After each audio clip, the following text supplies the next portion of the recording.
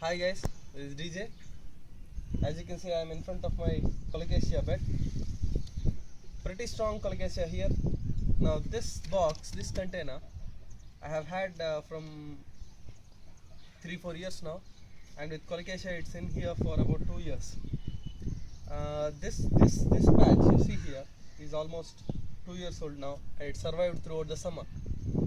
Now I have restarted my garden, as I said in the other video. I have restarted it very recently, and as you can see on that side, I have showed you earlier my seedlings in my earlier episode. A lot of seedlings like that.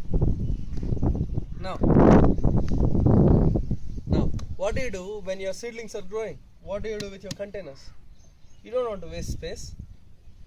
You have to make them productive as much as possible if you want to have a really good quantity of food getting produced in your limited space.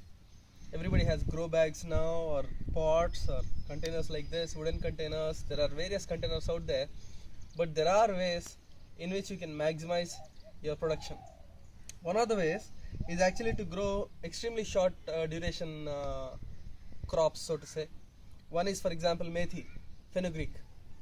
We harvest here it's very common in India for us to harvest microgreens of fenugreek. It is 9 to 11 days. You plant fenugreek, in 9 to 11 days you can take out the entire fenugreek. So in 10 days, if you have your seedlings ready, you can pretty much go ahead and plant these after you harvest your fenugreek. Similarly, a lot of greens you can use for that purpose. I use palak like that, baby palak I harvest. I use lettuce for that. I use soya suppu for that, and even large plants like amaranth, you can use it as a short-term crop. Now, before I move on to how I do with spinach, probably that's for a different episode. Today we shall see what I do and how I deal with using the bed optimally, using the space optimally. As long as your seedlings are growing, you don't want to waste it. So how to use that, and how I use amaranth to do that. Check it out. As you can see, I am harvesting a green leafy vegetable. This is leaf amaranth. This is an amaranth grown in India, particularly for harvesting the leaves to be used in cooking. But here, it is very popular, particularly in South India and in most of India for that matter. We love the amaranth greens, and there are special cultivars, there are special varieties that are grown for the leaves. Just take a look at this leaf.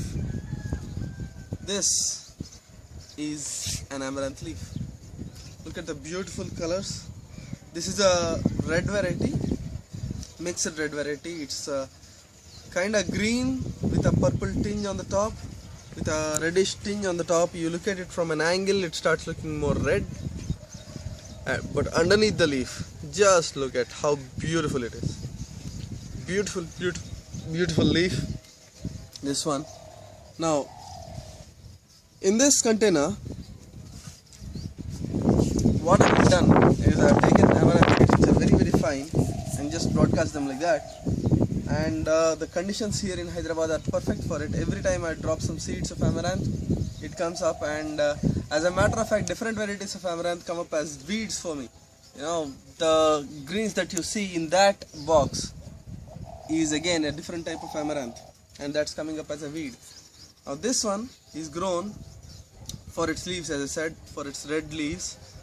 Some of these are green. That is just the variety. There are some varieties which are fully red, even more strongly red than this, and there is a giant leaf variety called Pala Totkura or Perugu Totkura. It's a beautiful variety. I haven't planted that here because it's a giant plant. Now, because I broadcast the seeds in this, almost all the seeds germinated. And if you look inside, there are these big plants, and then there are these secondarily tall plants. These are slightly shorter, and then underneath that you have even smaller plants. Now what I am doing here is harvesting amaranth. Now to harvest amaranth, there's a technique. There are, you don't yank it off altogether. You just take an amaranth leaf, just check this out. at every leaf node there is a small pop. Let me show you here. There is a small pop coming up. You see that? There is a sucker. It's called a sucker in tomatoes. Similarly in amaranth there is a sucker that's going to branch out. It will be there at every leaf node. To keep the amaranth growing, what I do is that take that just above that leaf node, snip it off like that. I can eat this. New plant will shoot up from that. Now because I have broadcast a little bit of extra amount of seeds in this box, as soon as I take off the top layer of these giant leaves, the bottom ones are going to quickly come up, provide me a harvest in another 3-4 days, and then the smaller ones will come up, provide me a harvest again in 3-4 days, and by the time I chop them off, these ones are going to put out new leaves, and again in 3-4 days I'll have my harvest. And you can do this pretty much endlessly. Up to 3 to 4 months you can keep on cleverly pruning or harvesting your amaranth just like that. It's rather easy. That's it, and it's going to keep on giving me yields. I expect 500 grams of amaranth leaf coming from this box alone, just from the big plants, just from today's harvest. And again in 3 or 4 days you'll have one more harvest of amaranth. This is one way of growing amaranth. Now just wanted to bring you along to talk about amaranth, one of the most healthiest leaves out there, very rich in phytochemicals, quite tasty actually, quite tasty particularly in when you cook it. And when you cook it, it doesn't generally, the way we cook it, it's called pulusukura. It is not going to lose out too much of its nutrients, and it's rather tasty. It's kind of a stew that we make out of it. Beautiful plant and beautiful color. Just look at how beautiful this is. On a nice warm morning before it gets too hot, I'm out here harvesting. Thanks for joining me while I harvest this. Oh, by the way, that's the same technique I use for spinach also. Here spinach grows pretty well if you have your soil right. You can see how fresh and delicious that looks. Yesterday I harvested baby spinach from this patch. You can see the devastation of my harvest. I got 450 grams of spinach from just this patch, not fully harvested. Even that is not fully harvested.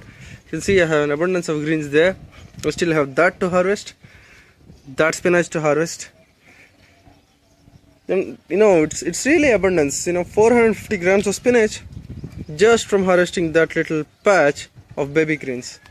Yeah, it is overcrowded, but as I said, if you keep on top of harvest, it should work fine and it should give you actually more amount of leaf. And that is a jack bean that survived from last year. As you can see, it's putting out flowers there. You see that? Back to amaranth now. Now, I have got problems just like every gardener has. I have got aphids just beginning to take hold of my amaranth patch. This is hardly 10 days old. I planted this on July 25th, 26th I sowed amaranth in this. And already the plant is pretty high, pretty tall, pretty sturdy, pretty healthy. But there are aphids starting to attack my garden. All over the place there are aphids. How to control aphids, the permaculture way, we'll discuss that in the next video. Thanks for joining me. This is DJ signing off.